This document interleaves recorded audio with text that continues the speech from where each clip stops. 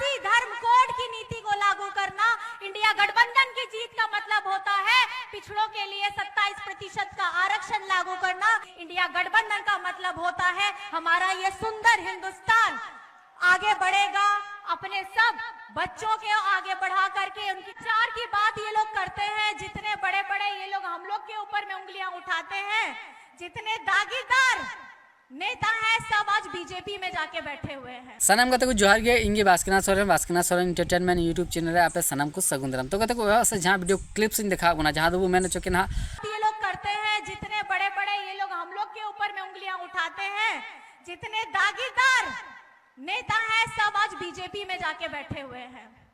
Ma'am ने जैसे कहा, प्रियंका मैम ने जैसे कहा कि जहां पे ईडी वाले वही जाते हैं, चंदा दे दो सब केस खत्म हो जाएगा।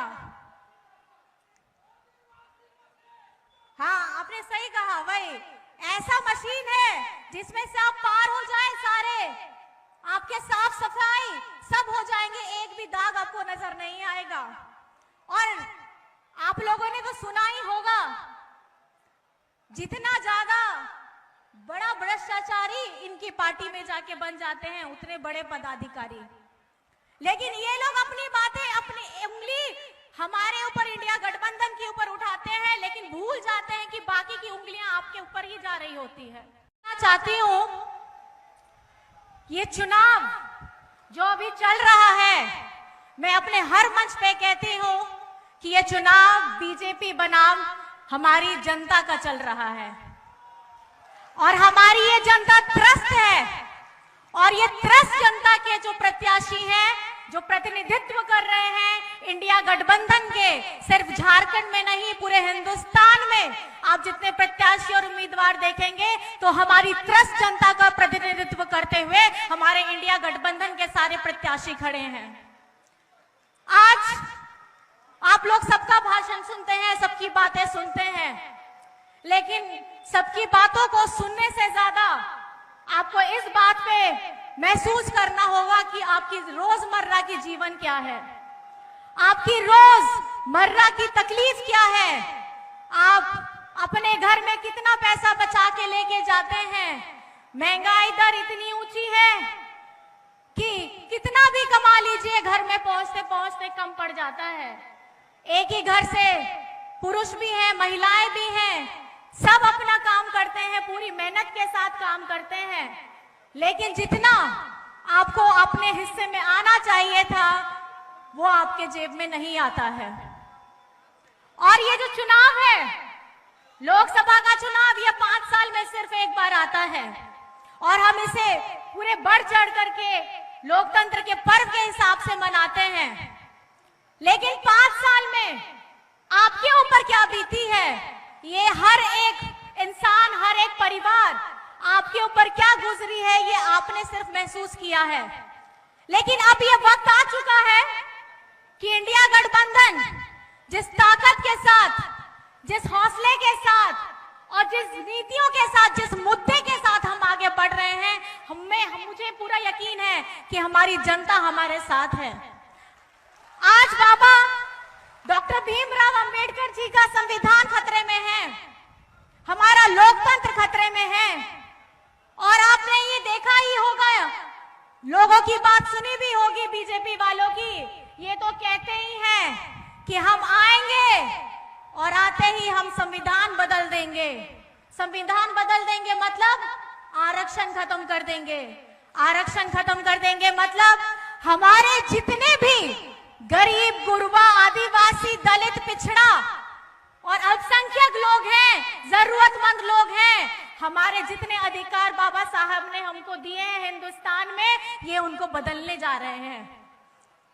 अभी ये लोग ने इलेक्शन हुआ नहीं, पहले से अपना नया नारा, पहला चरण हुआ एक नारा, दूसरा चरण हुआ बीजेपी वालों का नारा बदल गया, तीसरा हुआ फिर बदल गया, चौथा हुआ फिर बदल गया, तो 7वां आते आते तक अब यही होगा कि अब बीजेपी अब आने नहीं वाली है और इसका अंदेशा उनको पहले ही हो चुका है। और यही भयावह स्थिति को उन्होंने भांप लिया था, इसलिए आपके प्यारे मुख्यमंत्री हेमंत सोरेन जी को इन्होंने जेल में डालने का काम किया, वो भी चुनाव से ठीक पहले। ये वही हेमंत सोरेन है, ये वही हेमंत सोरेन है जिसने जब कोरोना हुआ था तो अपने मजदूर भाइयों को बाहर से लाने का काम किया था। जब केंद्र सरकार की जिम्मेदारी थी कि लॉकडाउन से पहले उनकी जो जिम्मेदारी है लोग अपने जगह पे पहुंच जाएं, उनके लिए सुविधाएं उपलब्ध कराएं, लेकिन इन्होंने नहीं किया। बड़ी बड़ी इमारतें आप देखते हैं, बड़े बड़े भवन देखते हैं, कौन बनाता है इसे? सुंदर सुंदर आपको सड़कें नजर आती हैं, हाईवे दिखते हैं, कौन बनाता है इन्हें? इन्हें मजदूरों की चिंता कभी नहीं हुई है। बीजेपी वाले हमेशा मजदूर विरोधी रहे हैं, हमेशा किसान विरोधी रहे हैं। और आपके इसी हेमंत बेटा ने, हेमंत बाबू ने कोरोना के समय जब लॉकडाउन हुआ तो अपने मजदूर भाइयों को बसों से, ट्रेन से, हवाई जहाज से झारखंड लाने का काम किया है और उनको अपने परिवार से मिलाने का काम किया है। आज हमारे अन्नदाता, हमारे किसान दिल्ली के बॉर्डर पे अपना धरना देने आते हैं तो ऐसा भयावह स्थिति पैदा कर देते हैं, इतने बड़े बड़े लोहे के जाल बिछा देते हैं, कील लगा देते हैं, जैसे लगता है कि कोई बाहर से विदेशी हमला कर रहे हैं। ये हिंदुस्तान है, ये हिंदुस्तान है किसानों का, ये हिंदुस्तान है मजदूरों का, ये हिंदुस्तान है आदिवासियों का, ये हिंदुस्तान है पिछड़ों का, ये हिंदुस्तान है गरीबों का, ये हिंदुस्तान है अल्पसंख्यकों का, ये हिंदुस्तान है हर उस मजबूर व्यक्तियों का जिसका रखवाला अगर किसी को होना चाहिए था तो वो केंद्र सरकार का होना चाहिए था। लेकिन आज की ये जो परिस्थिति आपके सामने उत्पन्न हो रही है, वो परिस्थिति का अगर आपको लेखा जोखा मिले तो आप लोगों को प्रश्न बीजेपी वालों से पूछना चाहिए था। ये बीजेपी वाले लोग 2014 में जब इनको जनादेश मिला, इतने बड़े बड़े वादे करके आए कि किसानों की आय दुगनी करेंगे, 15 लाख खाते पे आएंगे, काला धन बाहर से आएगा, आपके खातों में 15 लाख आएंगे। मुझे तो लगता है कि बहुत लोग के अकाउंट में पैसे आ भी गए होंगे। आए आपके अकाउंट में पैसे? अरे देख लीजिए, आ गए होंगे। 10 साल पुरानी बात है, 10 साल पुरानी बात है, कुछ तो आया होगा। आया है? आप लोग हाँ बोल रहे हैं कि ना बोल रहे हैं? नहीं आया है। ये वही लोग हैं जो रोजगार की बात करते थे। 2014 में अगर सबसे ज्यादा वोट मिला है तो हमारे युवा वर्ग ने वोट किया है, और इसलिए किया था कि उनको लगा था कि हमारा भविष्य थोड़ा उज्जवल होगा, प्रकाशित होगा। लेकिन आज आप देख सकते हैं 10 साल हो गए, कहां गए वो बातें, कहां गए वो वादे जिनका भरोसा जीत करके, हमारी जनता का भरोसा जीत करके इन्होंने कहा था कि हम भारत को सुदृढ़ करेंगे, आगे बढ़ाएंगे। मुझे लगता है भ्रष्टाचार की बात ये लोग करते हैं, जितने बड़े बड़े ये लोग हम लोग के ऊपर में उंगलियां उठाते हैं, जितने दागीदार नेता हैं सब आज बीजेपी में जाके बैठे हुए हैं। मैम ने जैसे कहा, प्रियंका मैम ने जैसे कहा कि जहां पे ईडी वाले वही जाते हैं, चंदा दे दो सब केस खत्म हो जाएगा।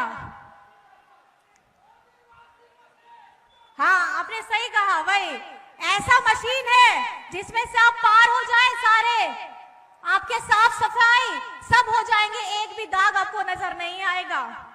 और आप लोगों ने तो सुना ही होगा, जितना ज्यादा बड़ा भ्रष्टाचारी इनकी पार्टी में जाके बन जाते हैं उतने बड़े पदाधिकारी। लेकिन ये लोग अपनी बातें, अपनी उंगली हमारे ऊपर, इंडिया गठबंधन के ऊपर उठाते हैं, लेकिन भूल जाते हैं कि बाकी की उंगलियां आपके ऊपर ही जा रही होती है। और मैं ये कहना चाहती हूं हमारे यहाँ गोड्डा के लोगों को कि आप लोगों ने अभी वर्तमान में जो बीजेपी के उम्मीदवार हैं उनका व्यक्तित्व तो देख ही लिया होगा। उनके इतने बड़बोलेपन हैं कि हमारे कांग्रेस की चाहे महिला विधायक हो दीपिका पांडे जी हो, बादल पत्रलेख जी हो, इनके ऊपर में भी कैसे अपशब्द बातें करते हैं। और एक सभ्य समाज में ऐसे व्यक्ति को कभी भी इतने बड़े जगह में होना नहीं चाहिए और इस बार ये चुनाव आप लोगों को करना है। जो व्यक्ति एक महिला का इज्जत नहीं कर सकता, जो व्यक्ति एक जनप्रतिनिधि का इज्जत नहीं कर सकता, तो आप बताइए कि एक आम जनता को वो किस नजर से देखेगा। ये आज आपको निर्धारित करना है कि इस बार का ये जो चुनाव होना है, हमारे इंडिया गठबंधन के प्रत्याशी बड़े भाई हैं प्रदीप भैया जी को आपको जिताना है। यहाँ 1 जून को मतदान होगा, क्रम संख्या 2। आपको भारी मतों में इनको विजयी बनाना है, क्योंकि मैं आपको कह देना चाहती हूं, अगर आप इनको प्रदीप यादव जी को, बड़े भैया को अगर आप जिताइएगा तो आप झारखंड के मुद्दों को जिताइएगा। ये वही विधायक है